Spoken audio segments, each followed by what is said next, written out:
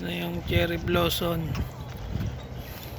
Medyo ano pa lang, possible pa lang ng bulaklak niya. Ayan. Pero yung iba meron na doon. Ayan. Ayan. Mm. Ayan. Couple months. Yan, ganda ng tingnan mga bulaklak. Yan, kagaya nun sa baba. Malawak po.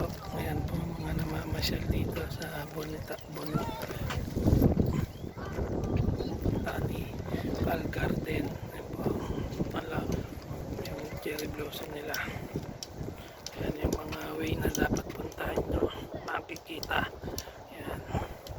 Ito yung kinakaano nila ng cherry blossom. Bulaklak. Yan.